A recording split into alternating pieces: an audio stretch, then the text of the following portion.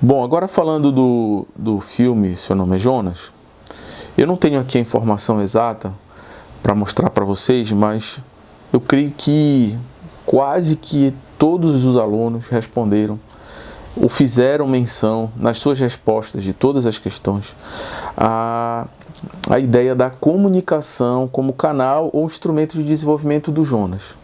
Então, ele melhorou por causa da comunicação, porque ele aprendeu a se comunicar e tal.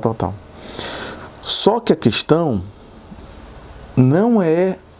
central não é a comunicação. A questão central, volto a dizer, é a linguagem. Tá? Sem linguagem não tem comunicação. Então, o que permitiu que Jonas se desenvolvesse em todos os aspectos que vocês abordaram nas respostas e que o filme traz para a gente refletir, todos partem da linguagem. Então, só foi possível Jonas conseguir tudo no filme porque ele teve a oportunidade de desenvolver a sua linguagem. E isso só foi possível de forma íntegra, como a autora fala no texto que a gente estudou de linguagem e surdez, por causa da língua de sinais. Não fosse a língua de sinais, não seria permitido ao Jonas alcançar o mesmo nível de desenvolvimento da linguagem que a gente vê no final do filme. Tá? E todos os outros sucessos que ele alcançou a partir dali não seria possível sem o desenvolvimento da linguagem, especificamente sem o contato com a língua de sinais. Então isso precisa ficar claro.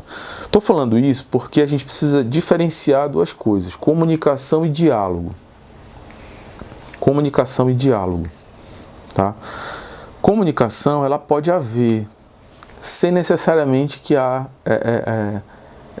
haja diálogo. Tá? Então eu posso ter um cartaz, eu posso ter um outdoor, eu posso ler um texto, eu posso ver um vídeo.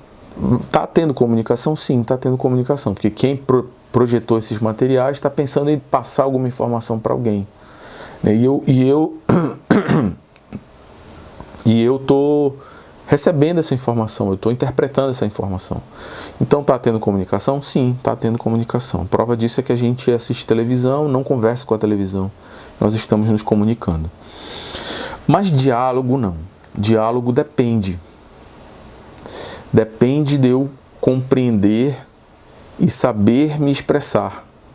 E ter alguém do outro lado com que eu possa interagir. Então, gente, comunicação acontece? Sim. O surdo tem acesso? Sim. Com a mesma qualidade? Não. Mas diálogo, o que faz toda a diferença na história do Jonas é a possibilidade dele dialogar com outras pessoas. Seja com o professor, mas principalmente com a mãe, principalmente com os irmãos. Então essa possibilidade de falar, se expressar, ser compreendido, compreender, interagir, é determinante na inclusão do Jonas. É determinante. Sem diálogo não seria possível muita coisa na história do Jonas. Mas principalmente a inclusão dele, inclusão no sentido de participação social. Não seria possível sem diálogo. Entende? Isso não seria possível sem a linguagem, que não seria possível sem a língua de sinais. Por quê? Porque é através da língua de sinais que ele dá significado para a realidade. Um grande exemplo disso é quando ele começa a entender os sinais das coisas. Ou perguntar os sinais das coisas, ou dar sinais para as coisas. Tá? Então, quando a gente usa uma palavra para nomear alguma coisa, ou alguma situação, ou alguma emoção, a gente não está simplesmente nomeando aquilo, não, a gente está dando significado. Porque aquilo quando eu escuto, aquilo quando eu leio, aquilo quando eu falo, dá significado, tem significado. Então, gente, diálogo na história do Jonas é fundamental e muito mais determinante do que a comunicação em si. Tá? Então, lembrando, língua de sinais proporcionou o desenvolvimento da linguagem, que proporcionou o diálogo para o Jonas, que proporcionou uma melhor interação e envolvimento da família. Tá? E isso, a interação e desenvolvimento da família tem a ver com as informações que a família tem sobre a surdez, sobre a língua de sinais, etc. Porque vejam só, pessoal, vamos pensar na nossa realidade concreta, fora do filme. Como eu falei na videoaula, quem é que tem o primeiro contato com essa família? É o médico. Que tipo de informação ele vai dar para essa família? Clínica. Então a família vai sair dali pensando somente a surdez como um problema clínico. Então o que acontece com o Jonas? O pai sofre porque ele não entende, não vislumbra a possibilidade, e daí se desenvolve todo o drama ali da relação dos pais, a ponto do pai abandonar a família. Mas a mãe só muda de postura quando ela começa a entender qual é o papel da língua de sinais para aquelas outras crianças, e ela começa a buscar essa possibilidade para o Jonas.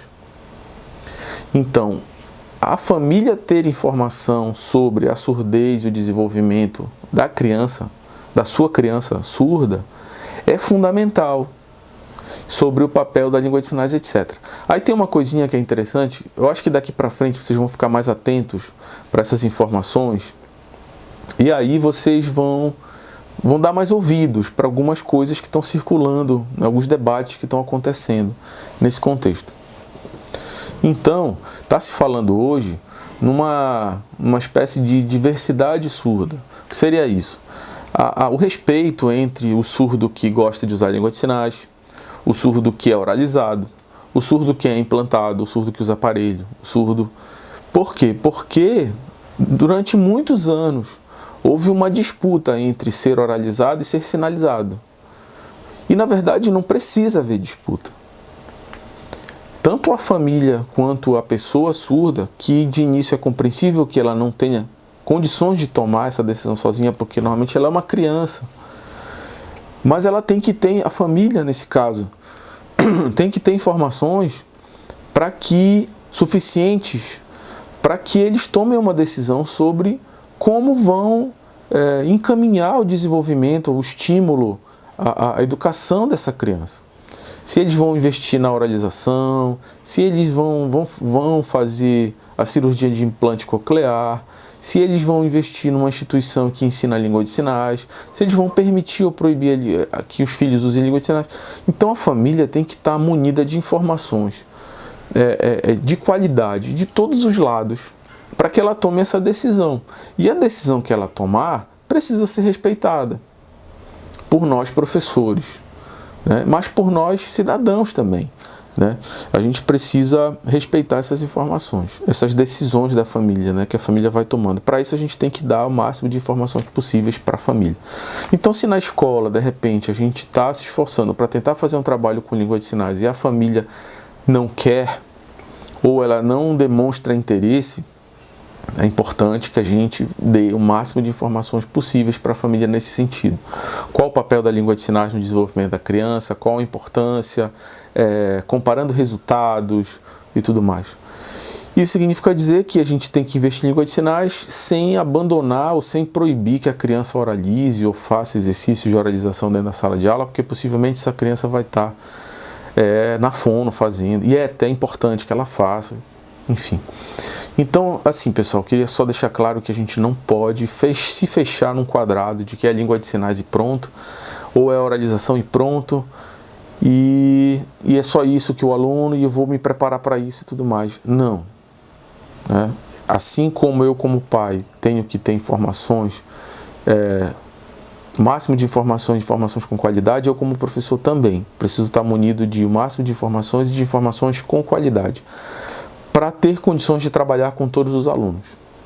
Senão o que vai acontecer é que vai chegar um aluno, Hermínio, tu está dizendo então que é possível, então eu não vou trabalhar com língua de sinais, eu vou trabalhar só com oralização, o aluno que se adapte. Não é assim, porque o foco do nosso trabalho é o desenvolvimento do aluno. A gente tem que entrar em sala de aula pensando no aluno, não pensando em ministrar minha aula. Ok, pessoal?